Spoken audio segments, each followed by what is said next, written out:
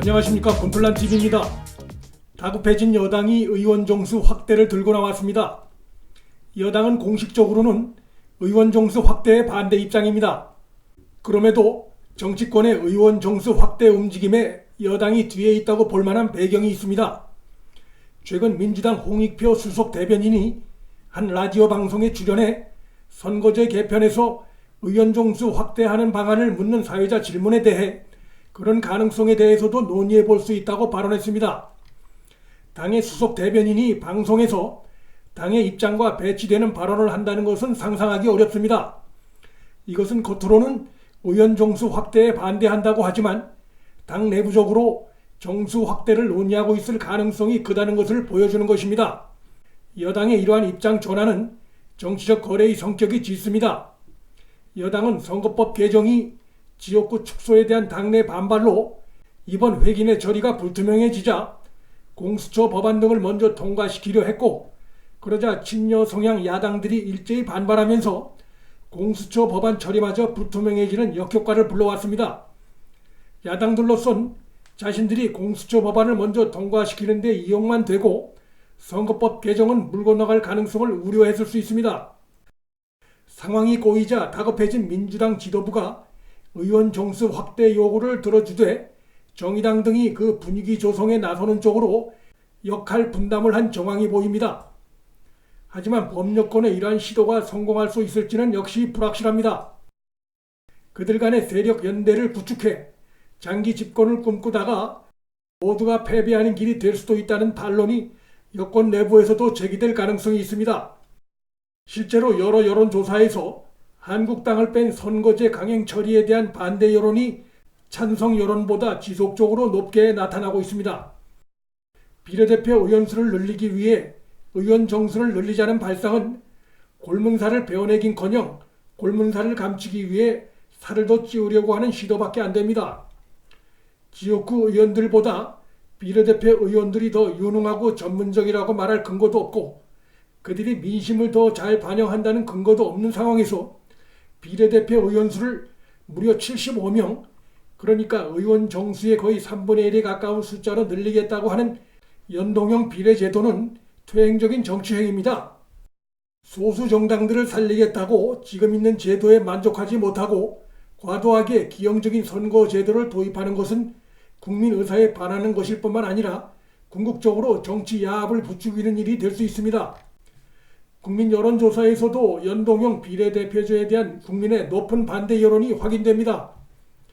지난 5월 9일 여론조사 전문업체 여론조사 공정이 펜앤드마이크의 의뢰로 발표한 조사 결과에 의하면 국민의 68.3%가 현재 300명인 국회의원 수를 줄여야 한다고 대답했고, 국민의 62.3%는 국회의원 수가 늘어나는 연동형 비례제 도입에 대해 반대한다고 밝힌 것으로 나타났습니다. 이러한 높은 반대 여론에도 불구하고 여야 4당이 문제가 많은 법안들을 밀어붙여 통과시킬 경우 바로 그 다음 날부터 통과된 법의 법적인 문제, 졸속 처리로 인한 국가 운영상의 문제, 국민 세금의 문제 등 각종 문제들이 구체적으로 보다 강력하게 총선 때까지 계속해 제기될 것입니다.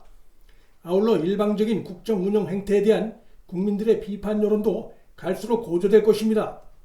결국 법여권의 반의회주의적 정치 행태는 차기 총선에서 섭을 지고 불러뛰어든 어리석은 결과로 이어질 것입니다.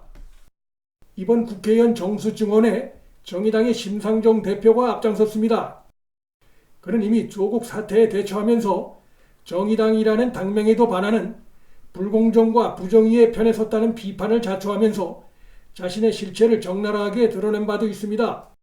그는 의원 정수 확대에 대한 국민 비판이 거세지자 한국당 나경원 원내대표도 의원 정수 확대에 합의했다는 주장을 한 것인데, 여야 5당 간 관련 문서가 공개되면서 심상정 대표의 말이 거짓말인 것이 백일하에 드러났습니다.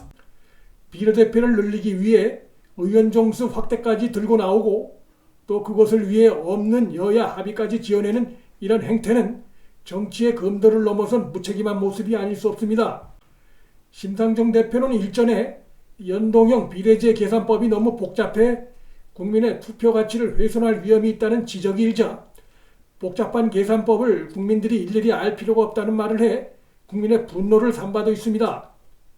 정치의 근본 주체인 국민을 도외시하는 매우 위험하고 독선적인 발상이 아닐 수 없습니다.